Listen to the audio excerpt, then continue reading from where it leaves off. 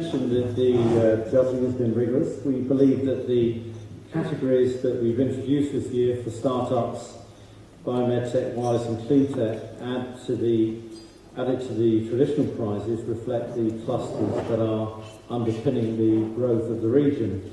We're doing photographs as the awards are presented, while the sponsor and guest speaker are at hand. It saves drinking time later.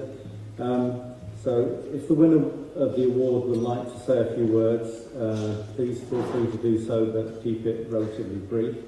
To set the ball rolling, I'd like to ask Sheba Khanum of Cambridge University Centre for Entrepreneurial Learning to introduce the Cambridge Graduate Business of the Year Award. He'll explain what the category is all about, and then ask Alid to announce the winner. So, Sheba, thank you.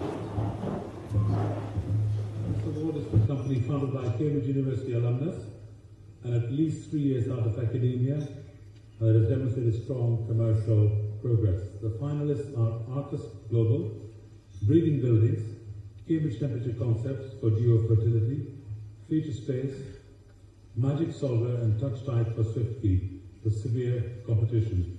The winner is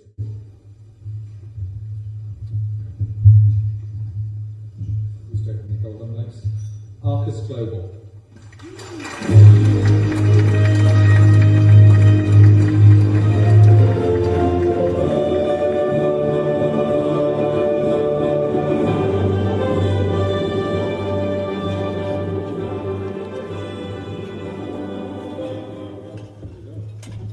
So, thank you very much. I don't think we were expecting to win this.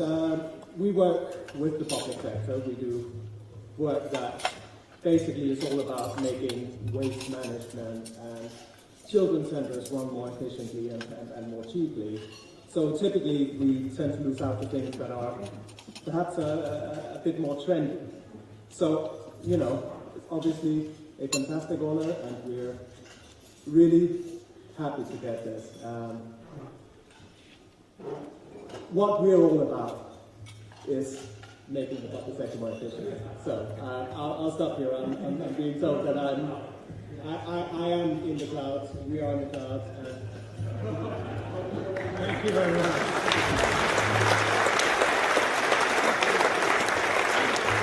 I'd like to introduce a new Startup of the Year award. Where's Stuart Newman of PwC? Take your comments, please. Good evening. At the Startup of the Year, as Shia said, this is a new category and recognises the revolution in startup enterprise that Cambridge is helping to lead. And as you'd imagine, the competition has been red hot across all the sectors. And the winner,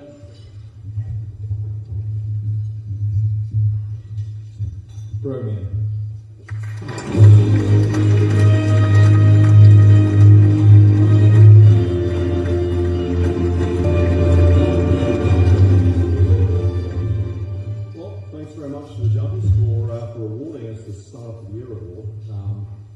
Must be, you know, as a stealth mode startup, you know, very few people know what we're doing, but we hope we're here next year competing for the Business of the Year award and have fulfilled the potential which we believe we have.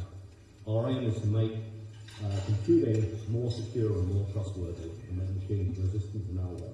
So we think there's a great potential there. We hope to fulfill it in the not too distant future. Thanks very much. Thank you again.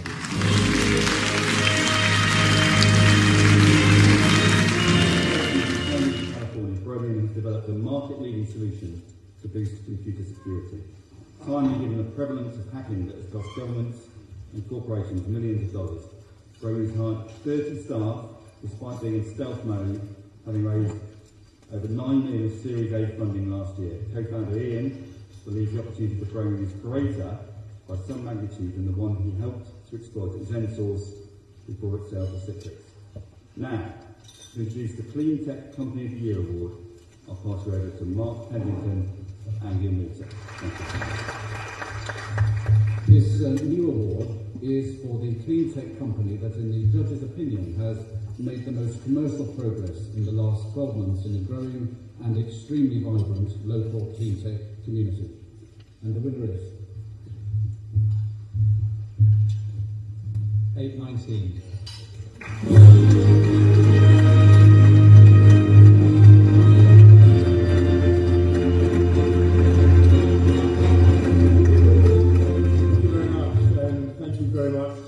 Judges for awarding this to 819.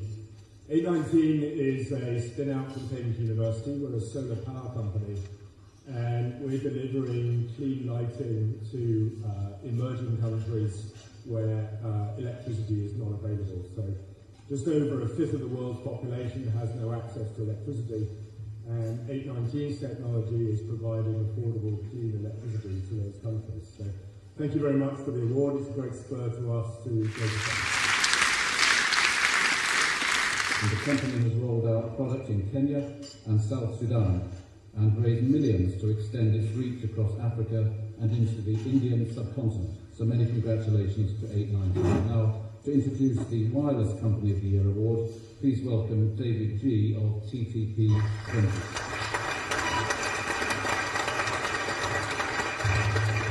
The Cambridge wireless sector is world class, and this award is for the business that's made most progress in the last 12 months. And the winner is Nail.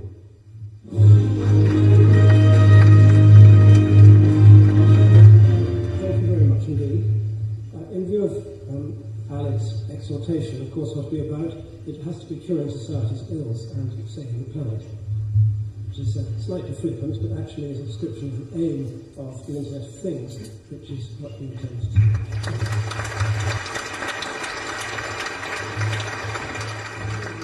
World-leading wireless network technology to enable the use of TV, white-space spectrum. Its products provide reliable, secure, long-range wireless connectivity to satisfy the vast market for data communications.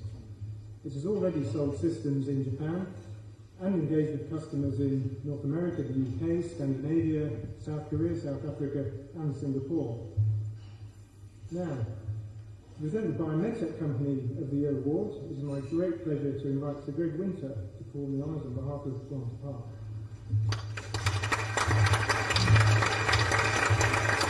So this is the company in the Cambridge Biomedtech cluster that's made the most progress in the last year. And the winner is? Climate.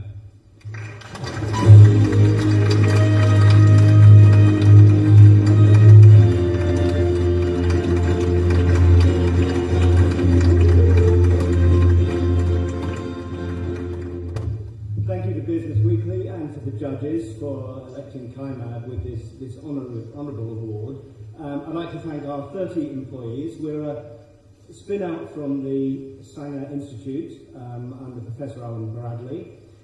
What we're doing is developing therapeutic antibodies, and there'll be some of you in this room that may have been treated over the last decade with those drugs, some of you who will be, or you'll know some relations that also have been treated.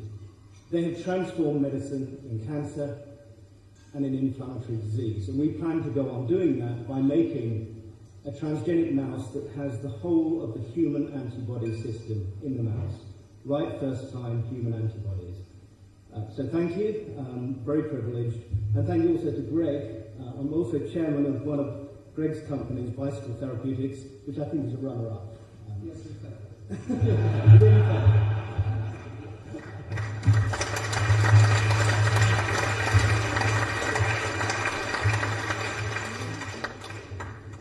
So Alan has largely explained what his technology is about and has entirely removed my crib sheet.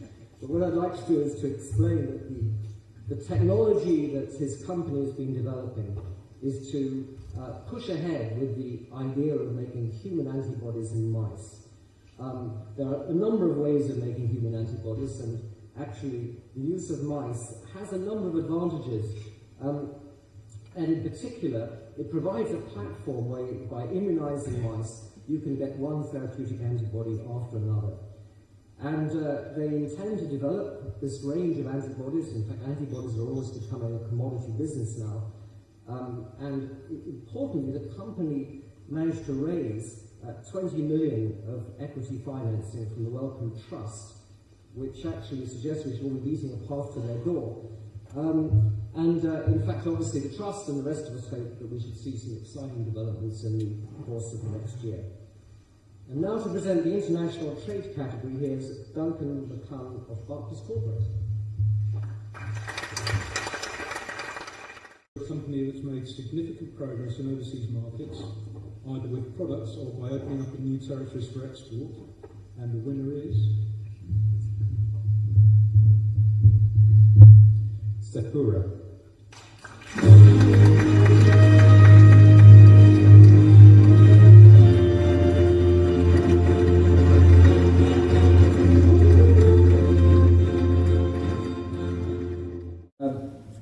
It's been a tough few years for the business. A large proportion of our trade is into public safety in the public sector, which has obviously come under a lot of pressure over the last few years. But this year looks like it's going to be a much stronger year for the business.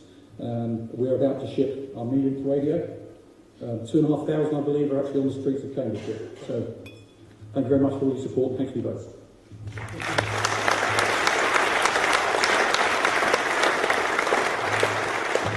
Sakura is a global leader in Tetra digital radio.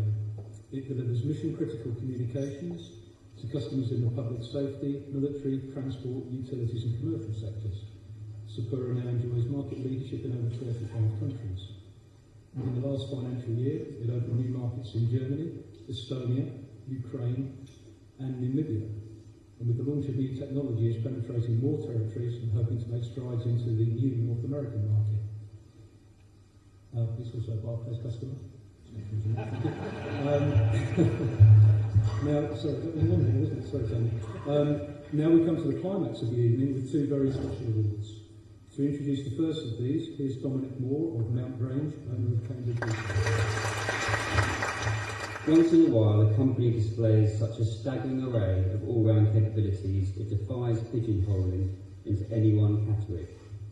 Business Weekly and the judges were moved to create a suitable award that may never be presented again. The recipient is that special. At the Oscars, it would no doubt be branded a Lifetime Achievement Award, but this particular business is just starting out in a fresh era of global growth. We have called the award Cambridge Greats. And in this context, there is only one contender, and the winner is Cambridge Consultants.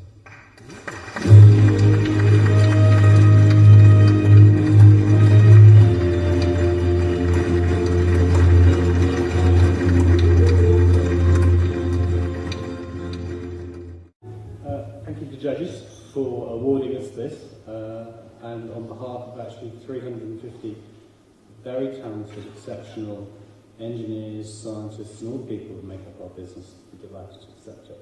Thanks.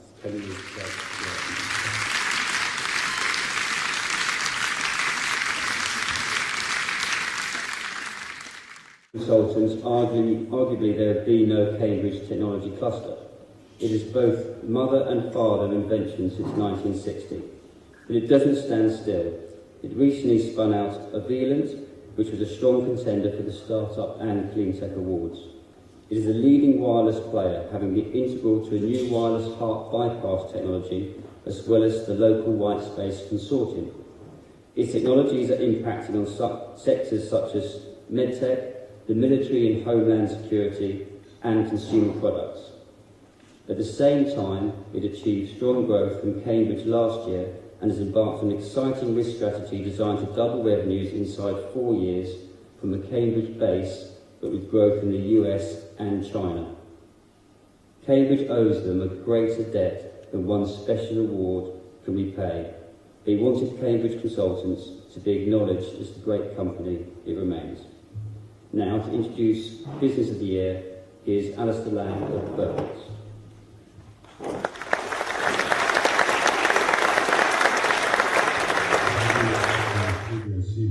He sends his apologies. Adrian's a corporate lawyer, so as soon as a client phones up in the middle of the afternoon and says, I want to pay you lots of money to sell my business, he is very distracted and couldn't join us this evening. This is the third year of Burkitt's participation, a privilege to be sponsoring such an occasion, and And on behalf of all my colleagues here this evening, and indeed all of us in the room, I'd like to take the opportunity to say a particular thank you to Tony. Tony thanked many people in the early part of the evening. No one's thanked him yet.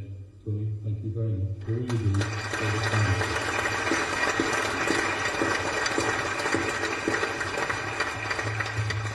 Business of the Year chosen from all 30 final shortlisted companies. As usual, I am told by Adrian, prompted lengthy, animated debate amongst the judging panel. They looked for a company that not only had made extraordinary progress in 2011, but also had taken strides to emulate armed autonomy by achieving global leadership in its field. And the winner is Horizon Discovery.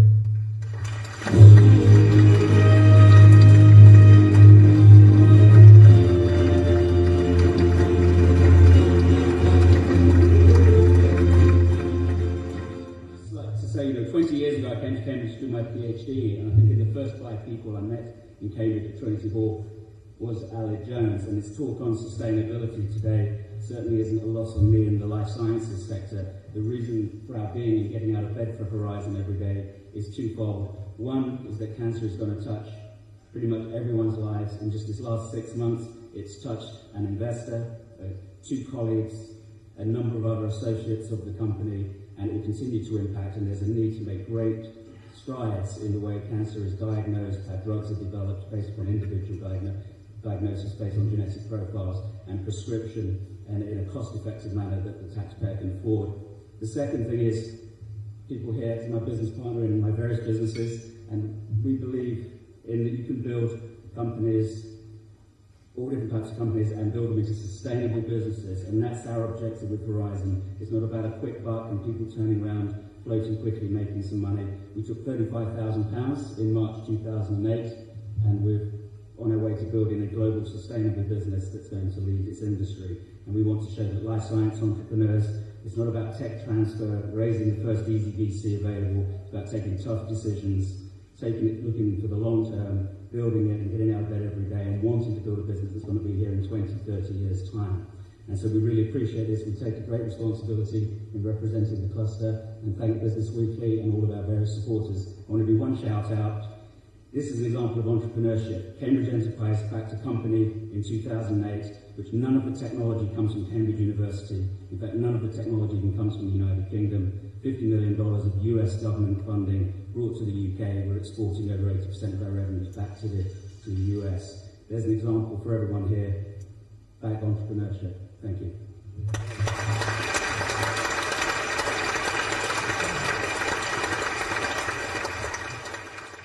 Ladies and gentlemen, in a year judging companies as globally successful as Cambridge Consultants, Grady plc, Amino, Erasma, many others, for Horizon to emerge victorious, the judges consider needing to demonstrate something exceptional.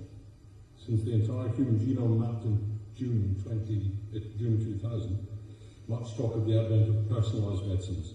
Last year, Horizon struck partnerships, negotiated deals that brought world-leading research communities together.